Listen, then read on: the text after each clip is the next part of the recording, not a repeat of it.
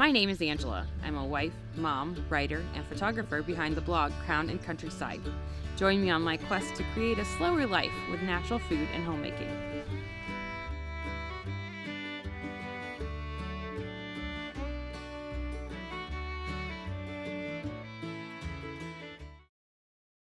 Hello, we have a big day coming up today. We are going to cycle oats in my 3-tier pantry, make simple water bath pickles, a guacamole recipe, edible homemade Play-Doh, and beef hand pies. It's going to be fun. Follow along. My pantry has 3 tiers in it. I have the kitchen layer, which is the layer that I pull from if I just want a cup of flour or beans or sugar or something. It's all right there in my kitchen layer. I have a second layer, which should last a little bit longer when I start running out of the things in the kitchen. I can pull from the second layer. And then the third layer is all wrapped in Mylar bags for longer term storage. So what I was faced with was a lot of bags and boxes sitting around waiting to be entered into the pantry, but also I was starting to use up my kitchen layer. So I had a whole updraft going. I needed to pull the second layer into the first layer and move the third layer into the second layer. So that is what I was doing today. I opened up some of these Mylar bags, put them in my second tier, and refilled the jars that go in my first tier. So I was just busy packing everything up, making sure it was all safe and ready to go. The Mylar bags protect the oats and grains and things from light, from pests, from all kinds of things, from dust and dander, and just help keep it fresh. I also put inside each bag 2 oxygen absorbers, so that will help. It will help the grains stay fresh longer. So when my jars run empty, I open them up. You can actually reuse the Mylar bags. So I will pour a little bit out and then reseal it. You can do that until the bag is gone, because every time you do that, you cut off a little bit of the bag. So it's a tiny bit smaller, but you can reuse it as long as you have one. So these bags are from 2022, so they're not super old, but it was nice to have them tucked away. I keep them in a Gamma Seal dog food container downstairs, so they're extra protected from all kinds of things that make your food expire sooner. I try to keep about 12 jars of oats in my second layer, because I figure we'll go through about 1 jar a month. I'm using kid scissors here because my kid has taken all the adult scissors, so I'm using the kid scissors. I buy my oats in bulk from As Your Standard. So about once a month I go pick up an order, but I only need to order oats every couple of years. I don't need to order it all that often. Every so often I know I need to work in the pantry when I have a few bags like this just waiting, because this bag is fine for shipping, or even if you're going to use it right away, storing the oats in there. But if it's going to be down in the basement for a year or more, it definitely needs to go into Mylar to protect it from moisture and all kinds of things. So I have to get it out of this bag. So when I see too many of those bags stacking up, I know I need to take a minute to maintain the pantry a little bit.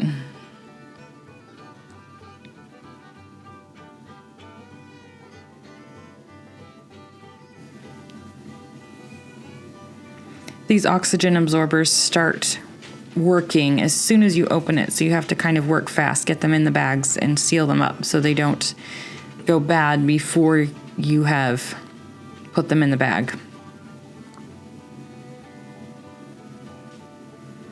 Gotta confess, the kind of girl I am, I use my hair straightener for Mylar bags, not for hair.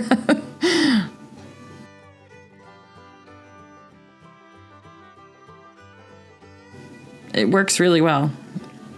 Some people use an iron or even like a curling iron or something, but I think the hair straightener works the best out of everything I've tried just because it has that flat edge, heats up really nicely. This is a bag that I've opened before, as you can see. Same with this one.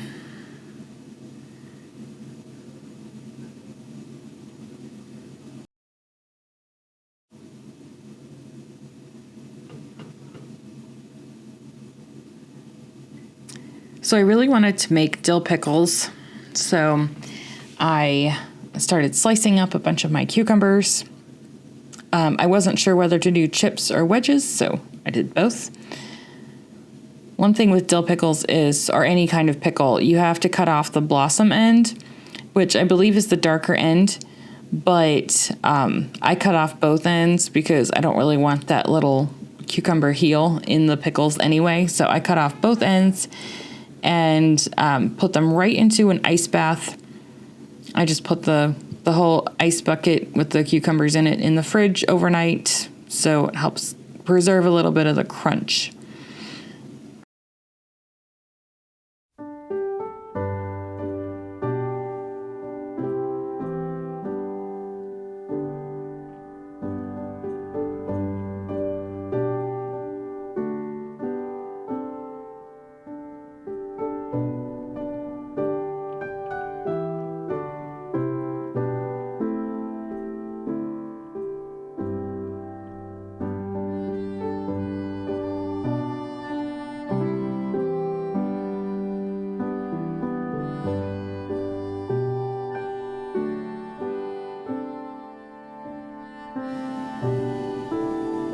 I really thought this might take a while or get tedious, but it really wasn't too bad. Each phase of the process went pretty fast and ended up with jars of pickles.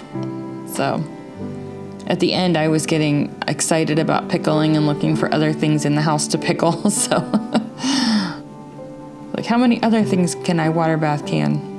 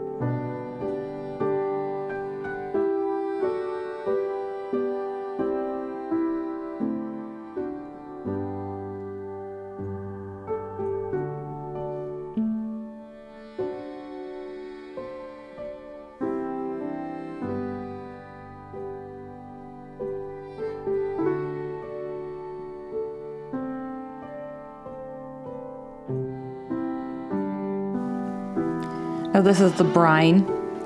You're supposed to use at least 5% acidity in the vinegar, but dilute it by 50% with water.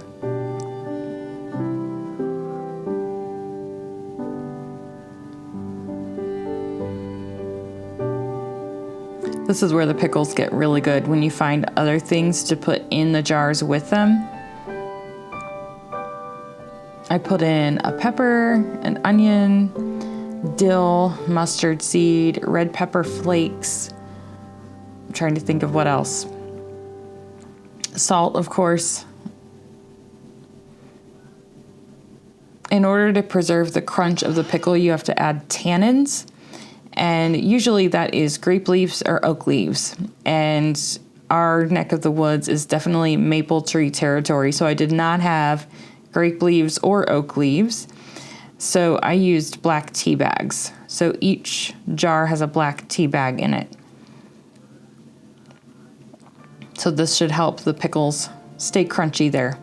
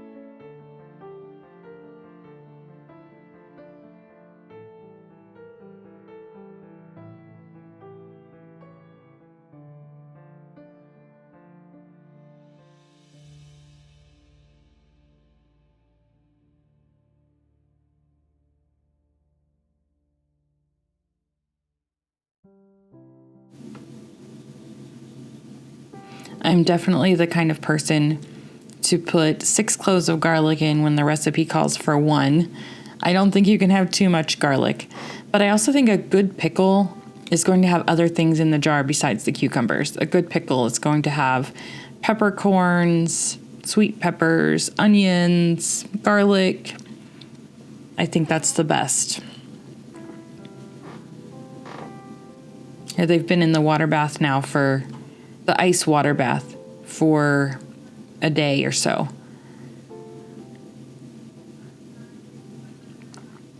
I ran out of containers, so I'm using the inside of my crock pot, but it works.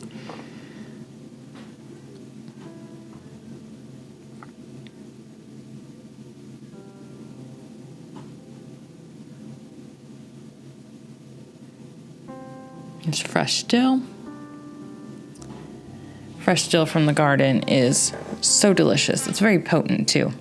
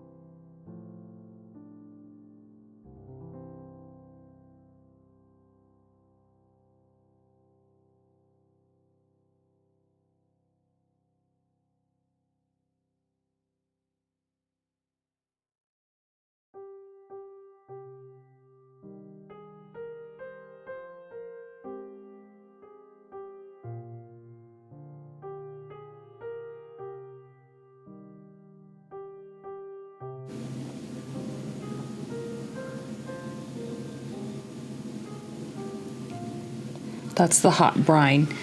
There is also salt and sugar in with the vinegar and water. That should make for a delicious pickle.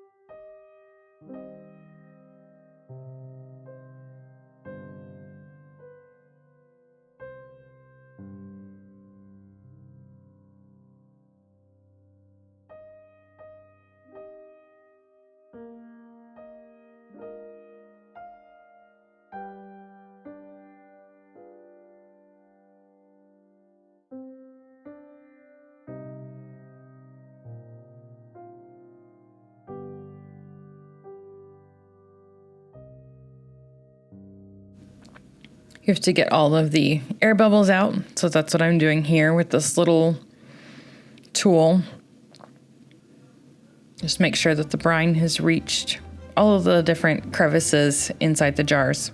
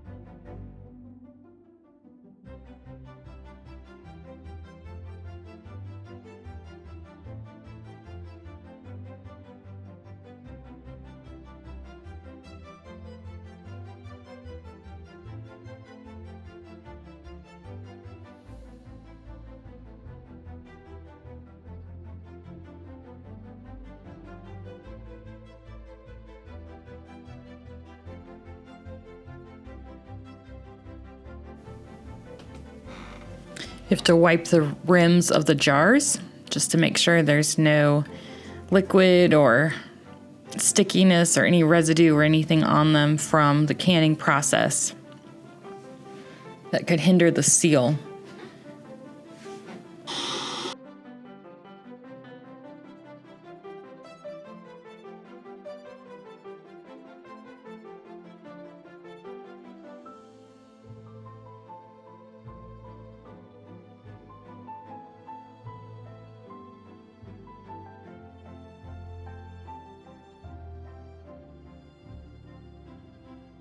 Love water bath canning. It is so much fun, and no pun intended, there's a lot less pressure than with pressure canning, because with water bath canning, it's as long as you're canning something that can be water bath canned, it's you can't really do it wrong. So there's no risk of anything having too much pressure or anything like that. It's just boiling water. So I think it's a lot of fun.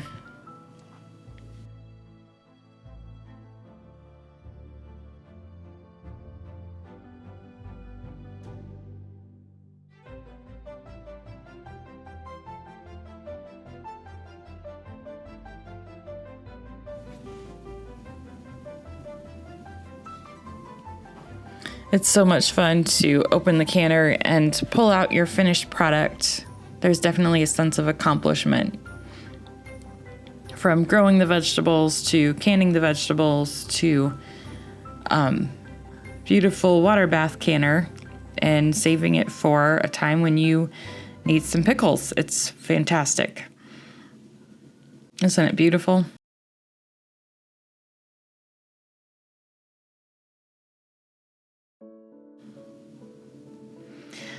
I had some avocados that were on sale, so I decided to make a very simple guacamole. I didn't use any guacamole seasonings or anything like that. I literally just cut up the avocados and added some salt and seasonings and just whatever I had on hand and a jar of salsa. So it couldn't be simpler. We enjoyed this with some chips.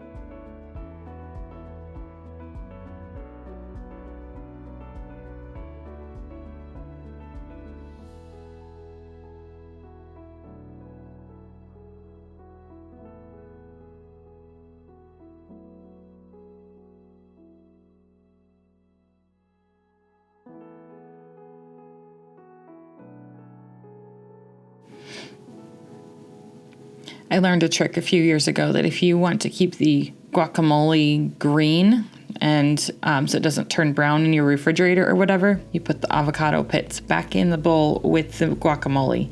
And it works. I don't know why it works, but it works.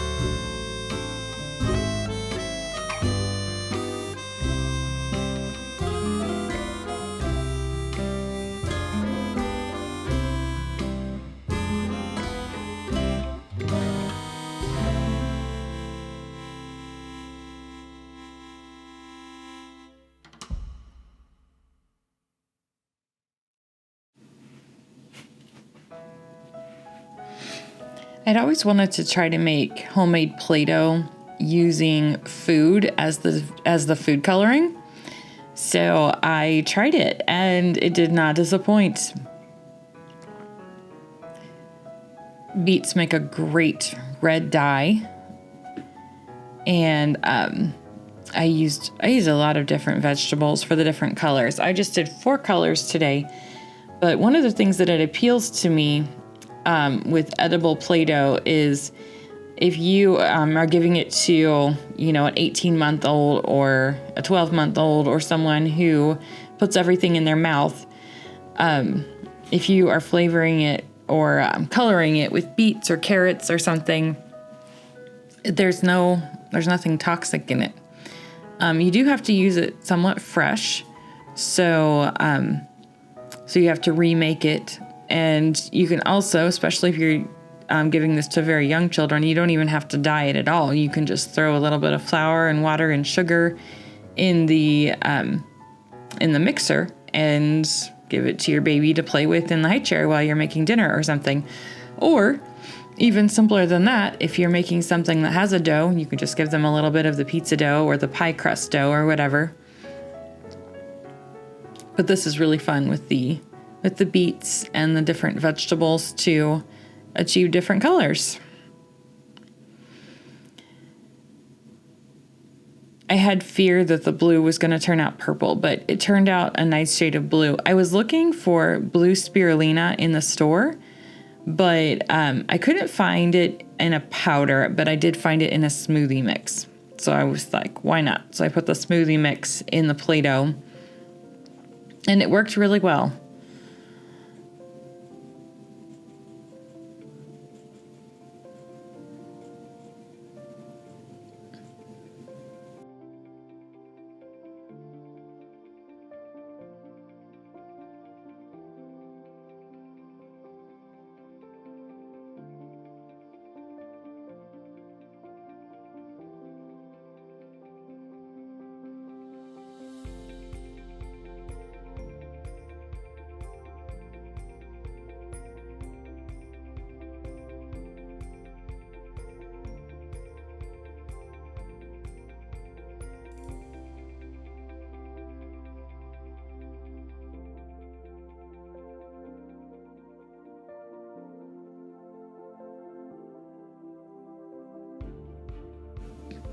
I ended up giving this Play-Doh to some children at church.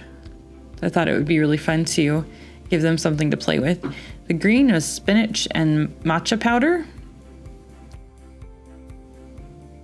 However, one thing that I would like to do differently next time was add more matcha to the green and add more turmeric to the yellow, because the green and the yellow were a little bit too close to each other.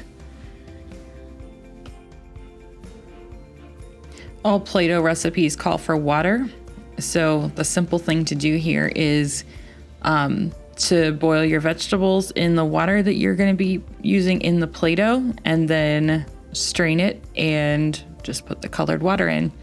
So that is your edible food dye. You can try this with just about any fruits and vegetables. And just stick with things that, is known edible things. You may not get the color you want. I think bananas are not going to turn out yellow. They'll turn out brown. But it's always worth experimenting and seeing what works. Play-Doh is one of those things, once it gets nasty and starts drying out, you just throw it away. So it doesn't hurt to try. And this is where I was really feeling like the blue might end up being purple. So it really looked purple in the water. I used a Celtic sea salt in this, which gave it more of a coarse texture. So the Play-Doh ended up having like a little bit of a gritty texture.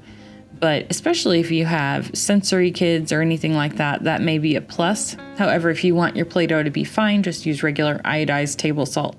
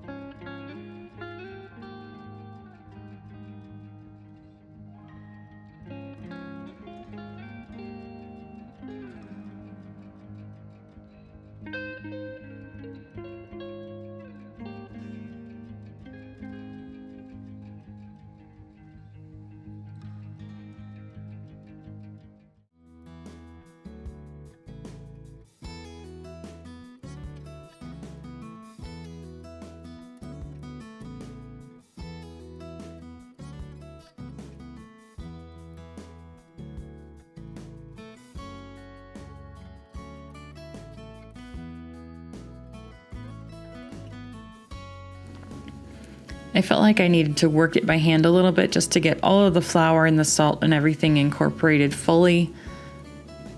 But it wasn't a big deal. It was pretty fun, and the KitchenAid did a really good job up to that point.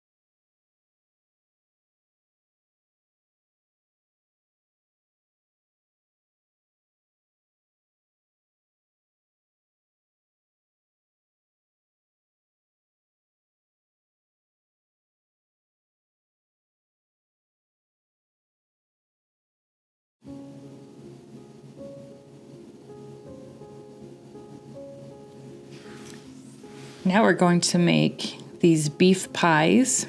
I read a bunch of recipes and adapted all of them and mashed them all together to come up with this recipe. And I have to say, it did not disappoint. The crust was amazing. It was flaky, it was buttery, the filling was flavorful.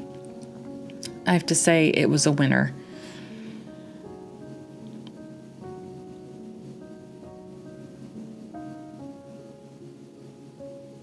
I heard it said once, always begin dinner by sauteing an onion, and I have to say, 9 times out of 10, that is the best advice. Sauteing an onion before making just about any dish is definitely the way to go.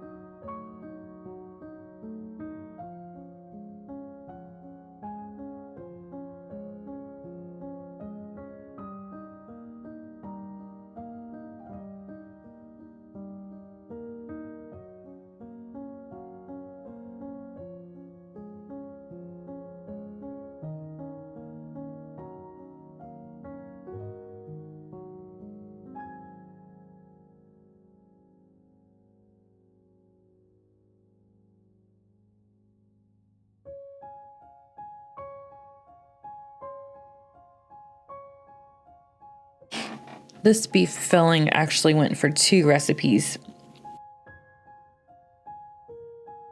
I scooped out what we needed for the beef pies, but I also used the rest of it to make a shepherd's pie. So you'll find with a lot of recipes, there's a very versatile base that can go into a lot of them when it comes to fillings and sauces and dips and spreads and all kinds of things. Usually there's some kind of base that can be used in all kinds of things, and you just have to figure out what the common ingredients are and go from there.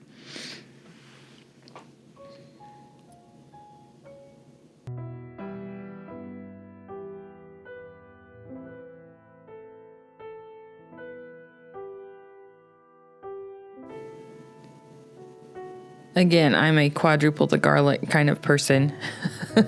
It's so good. It makes every recipe better.